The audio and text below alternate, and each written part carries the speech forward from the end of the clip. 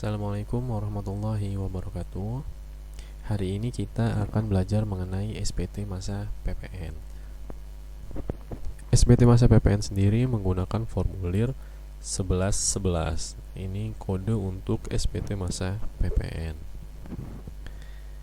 Nah, SPT masa PPN itu terdiri dari sekitar 7 lembar, terbagi dari 4 bagian. Yang pertama adalah ini, induk SPT masa PPN atau SPT induknya. Kemudian bagian berikutnya yaitu rekapitulasi penyerahan dan perolehan. Nanti di sini merekap atau mengumpulkan semua daftar atau total penyerahan dan perolehan selama satu masa pajak itu. Nah, bagian berikutnya yaitu bagi formulir 1111 A1. Nah, kemudian selanjutnya juga ada 1111 A2. Nah, untuk yang berkode depannya A, baik itu A1 ataupun A2, di situ fungsinya untuk mencatat daftar penyerahan barang. Nah, untuk A1 yaitu untuk ekspor. Jadi untuk semua transaksi ekspor, semua transaksinya dicatat di sini. Semua dokumen PEB-nya dicatat di sini. Biasanya kan menggunakan faktur ya, tapi ingat kalau untuk ekspor dokumennya apa? Dia menggunakan dokumen tertentu yang kedudukannya dipersamakan dengan faktur pajak, yaitu dokumen PEB. Nanti kalau ada ekspor di sini ditulis siapa nama pembelinya, kemudian nomor PEB-nya, tanggal PEB-nya, kemudian DPP-nya. Nah, di sini nggak ada kolom PPN-nya. Kenapa? Ingat, untuk ekspor tarifnya 0%, berarti pasti 0. Dan di sini hanya DPP-nya saja. Kemudian yang selanjutnya A2. Nah, untuk A2 ini fungsinya untuk mencatat daftar penyerahan, daftar pajak keluaran atas penyerahan dalam negeri dengan faktur pajak. Oke, kelihatan ya bedanya ya. Kalau tadi itu untuk ekspor, A1 untuk ekspor. Di sini menggunakan dokumen PEB, pemberitahuan ekspor barang. Jadi yang dicatat nomor PEB dan tanggal PEB. Kalau A2 itu penyerahan dengan faktur pajak. Nanti ditulisnya di sini nama pembelinya, NPWP-nya, kemudian kode dan nomor seri faktur pajak dan tanggal faktur pajak. Di sini diisi faktur pajaknya nih. Data faktur pajaknya, kemudian DPP-nya berapa, PPN-nya berapa, dan kalau ada PPNBM ditulis juga PPNBM-nya. Kemudian kalau ada retur, lihat di sini. Perhatikan baik-baik ya. Nah, di sini kalau penyerahannya menggunakan faktur pajak, maka kode dan nomor seri serta tanggal yang diisi adalah kode dan nomor seri dan tanggal faktur pajak. Tapi kalau penyerahannya menggunakan dokumen tertentu, maka di sini yang diisi nomor dokumen tertentunya. Kemudian kalau ada retur, di sini ditulis kode dan nomor seri nota returnya ataupun nota pembatalannya. Nah, di sini perhatikan ada kode dan nomor seri faktur pajak yang diganti atau diretur. Nah, di sini diisi nih faktur pajak yang direturnya itu yang mana sih? Oke, kalau di sini ada retur, kita ulangi, kalau ada retur, di sini diisi nomor nota returnya. Nah, di sini itu diisi nomor faktur pajaknya, nomor seri faktur pajaknya. Oke.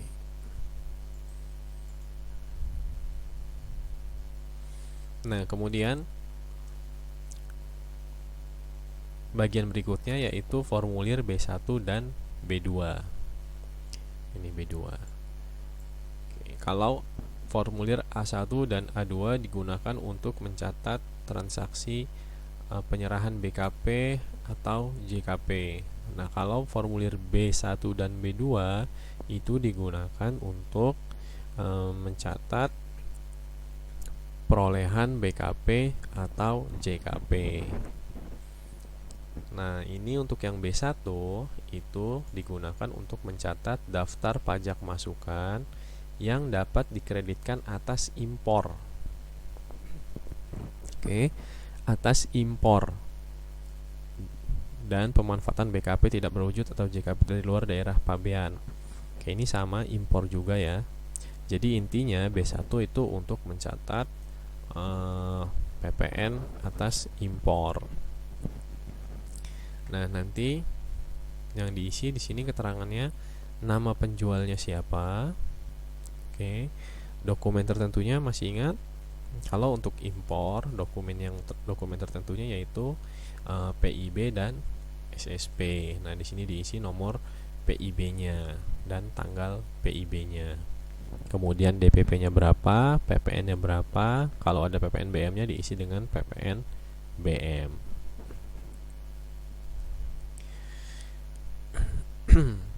Oke, nanti jumlahnya. Nah, sedangkan untuk formulir B2 itu dicatat untuk digunakan untuk mencatat daftar pajak masukan yang dapat dikreditkan atas perolehan BKP atau JKP dalam negeri. Kalau yang B1 itu dari impor. Oke.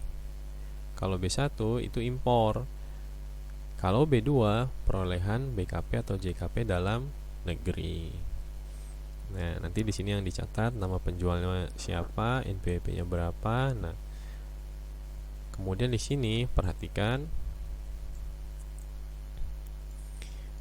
kalau perolehan BKP atau JKP dalam negeri itu ada faktur pajaknya menggunakan faktur pajak yang standar, itu diisi kode dan nomor seri faktur pajaknya.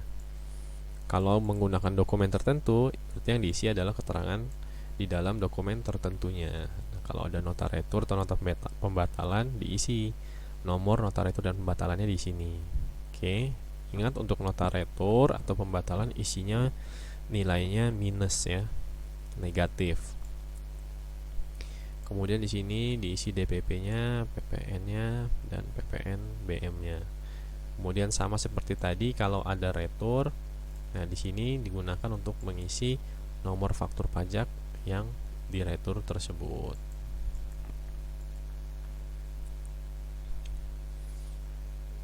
Nah, ini kemudian kalau ada pajak masukan yang tidak dapat dikreditkan atau yang mendapatkan fasilitas. Contohnya apa? Misalnya ada faktur pajak yang kita peroleh sebelum kita menjadi PKP. Nah, itu di sini ditulis nih. Faktur pajaknya, keterangan faktur pajaknya berapa, tidak dapat dikreditkan. Atau yang mendapat fasilitas. Contohnya apa? Mendapat fasilitas dibebaskan dari PPN. Nanti di sini ditulis penjualnya siapa, NPWP-nya, faktur pajaknya, dan seterusnya. Ini diisi di B3. Nah, itu secara umum faktur pajak berarti dapat dibagi menjadi 4 bagian. Yang pertama induk SPT masa PPN, kemudian formulir AB 1111 AB itu untuk merekap semua daftar penyerahan dan perolehan. Kemudian lampiran A yaitu untuk mencatat penyerahan BKP atau JKP, A1 untuk ekspor, A2 untuk penyerahan yang menggunakan faktur pajak di dalam negeri. Kalau kemudian untuk formulir B itu untuk mencatat daftar perolehan BKP atau JKP. B1 itu perolehan dari impor, sedangkan kalau B2 itu perolehan dalam negeri. Nah, sedangkan kalau B3 itu untuk penyerahan yang pajak masukannya tidak dapat dikreditkan atau mendapatkan fasilitas. Oke, sekarang kita mau lihat induknya, kita bahas satu-satu ya. Nah, di SPT masa PPN Bagian pertama ini berisi identitas pengusaha kena pajak, ada nama PKP-nya, kemudian alamatnya, nomor telepon, NPWP. Nah, ini masa pajaknya. Oke, kalau masa pajaknya kalian mau lapor bulan April, maka di sini diisi 04. Di sini juga diisi dengan 04, soalnya 2020.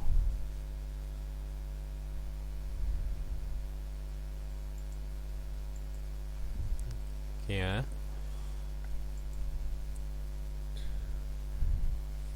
Kemudian ini diisi KLU, klasifikasi lapangan usaha kalian. Kemudian kalau ada pembetulan di sini diisi apakah pembetulan ke-1, kedua, ketiga, dan seterusnya. Nah, kemudian di sini ada keterangan penyerahan barang dan jasa.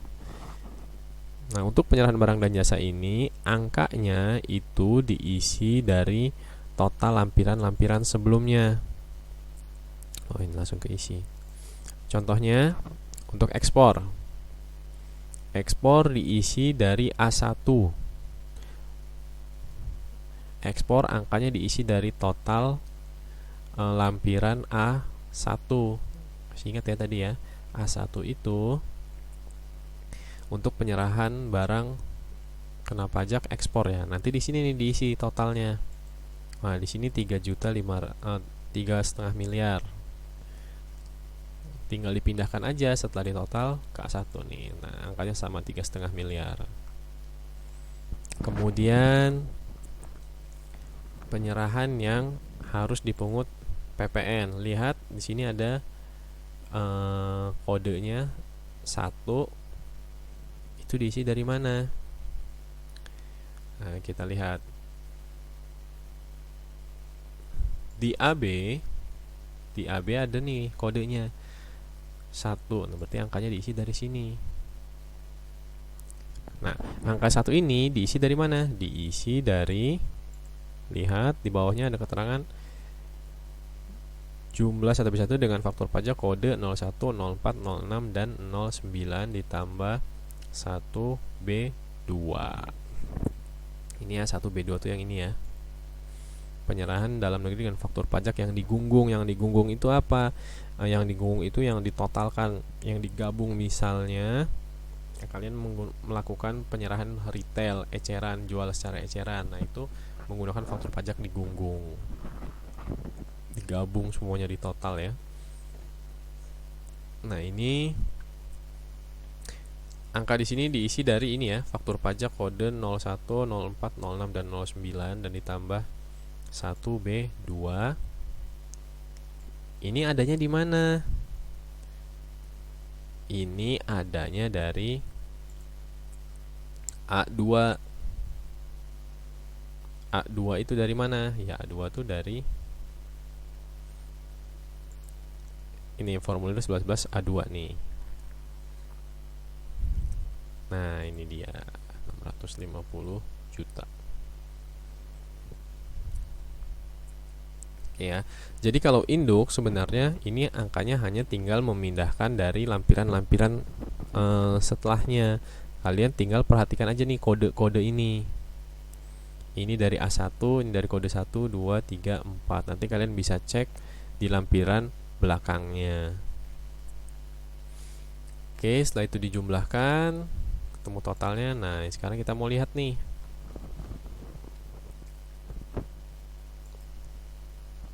Nah, ini ada, perhatikan 1, kode 1. Berarti ambil aja dari sini. Sama angkanya. Sorry, dari sini PPN-nya. Kemudian, nah, yang ini diisi dengan PPN disetor di muka dalam masa pajak yang sama. Kalau pernah setor PPN di muka. Kemudian pajak masukan yang dapat diperhitungkan, lihat dari kode 5. Oke, kode 5 ini kalian tinggal cari nih. Kode 5 adanya di AB paling bawah. Jumlah pajak masukan yang dapat diperhitungkan.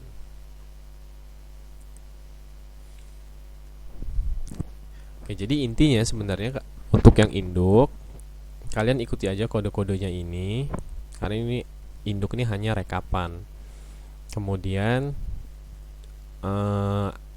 dihitung, kalian bisa hitung, lihat sini ada keterangan-keterangan 2D dikurangi 2E 2A B C gitu ya, ikuti saja. Nah nanti kalau misalnya di sini kalian statusnya kurang bayar, kalau statusnya kurang bayar, maka kan kalian harus setor nih ke bank. Nah di sini kalian isi kapan kalian menyetorkan pajak tersebut, kemudian nomor transaksi penerima negaranya, kodenya berapa, itu diisikan di sini. Kemudian kalau di sini statusnya kalian lebih bayar, kalian bisa kompensasi atau bisa restitusi, itu tinggal centang aja salah satunya di sini, restitusi. Kemudian untuk PPN atas kegiatan membangun sendiri atau KMS itu dia terpisah. Nah, di sini dia baru dihitung nih sendiri, di lampiran-lampirannya tidak ada. Untuk KMS itu dihitung di sini. Berapa DPP-nya, berapa PPN-nya, kemudian kapan menyetorkannya dan berapa MTPN-nya itu diisi di sini. Kemudian kalau ada PKP yang gagal berproduksi itu diisi di sini. Dia kan harus mengembalikan pajak masukannya ya. Karena dia gagal berproduksi, dia harus mengembalikan pajak masukan yang sudah dikreditkan. Itu diisi di sini. Kemudian kalau ada PPNBM, penghitungannya di sini. Kode 0, kode 1-nya ini kalian lihat. Ya. Nanti di sini kode 1, PPNBM-nya ditelusuri di bawahnya. Kemudian sama isinya seperti PPN tadi. Kemudian di sini tanda tangan pimpinan perusahaan ya. Sini ada tanda tangan, nama jelas, jabatan dan cap perusahaan. Nah, untuk formulir AB juga sebenarnya merekap dari lampiran-lampiran setelahnya, yaitu formulir A1, A2, B1 dan B2. Nah, untuk A1 ini ngambilnya dari mana? Ngambil dari total ekspor yang sudah diisi di formulir 11A1. Nah, di sini ada nih keterangannya A1. Tinggal pindahkan lagi ke atas. Kemudian A2 ini diisi dari A2. Total A2. Nah, ini DPP, PPN, PPNBM-nya. Oke. Ini tinggal pindahkan lagi ke atas. Oke. Nah, ini kalau penyerahan dalam negeri, kalau kalian ada penyerahan dalam negeri yang menggunakan faktur pajak yang digunggung, yang digabung, itu kalian isi di sini manual. Di lampiran-lampiran setelah ini nggak ada, jadi kalian baru isi di sini. Kemudian untuk rinciannya, nah ini rinciannya, kalau ini kan masih total ya, yang atas ini masih total. Nah sekarang kita rinci lagi, kita pecah-pecah lagi berdasarkan kode faktur pajak. Nah inilah pentingnya kalian memahami dan mengetahui kode faktur pajaknya, karena kalau salah mengklasifikasikan nanti bisa salah perhitungannya. Nah untuk yang satu ini diisi dengan pajak keluaran yang menggunakan kode faktur pajak 01, 04, 06, 09 dan ditambah penyerahan yang menggunakan faktur pajak digunggung. Nih.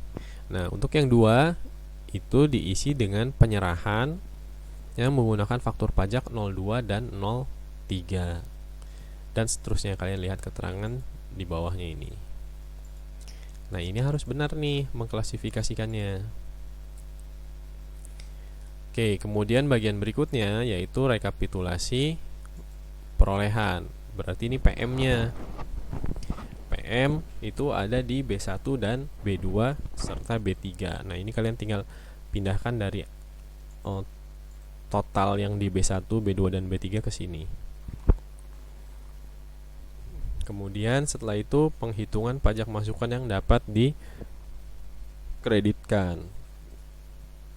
Lihat di sini udah ada keterangan rumusnya 2A plus 2B.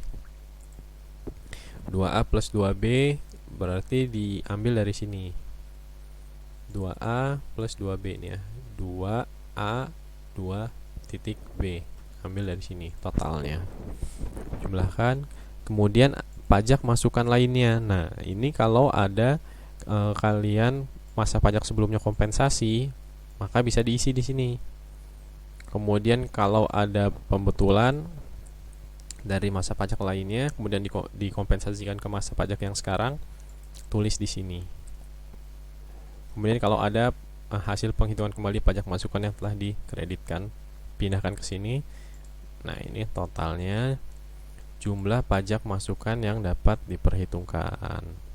Nanti dari 5 ini pindah ke induk. Nah, dimasukkan ke sini angkanya. Oke ya. Nah, untuk A1 yang tadi kan sudah saya jelaskan ya. Untuk A1, A2, B1, B2 dan B3 sudah saya jelaskan cara pengisiannya. Jadi intinya kalau kalian sudah mengisi jadi intinya untuk membuat SPT masa PPN, yang pertama kalian isi itu sebenarnya lampirannya, yaitu A1, A2, B1, B2 dan B3. Ini kalau kalian pengisiannya sudah benar di sini, di A1, A2, B1, B2 sudah benar pengisiannya, maka ke atasnya insya Allah benar semua, karena kalian baik itu SPT masa PPN induk ataupun AB itu hanya tinggal memindah-mindahkan saja dari lampiran A1, A2, B1, B2 dan B3. Oke, itu saja. Sekarang kita bisa simulasi dengan contoh kasusnya. Oke, demikian. Assalamualaikum warahmatullahi wabarakatuh.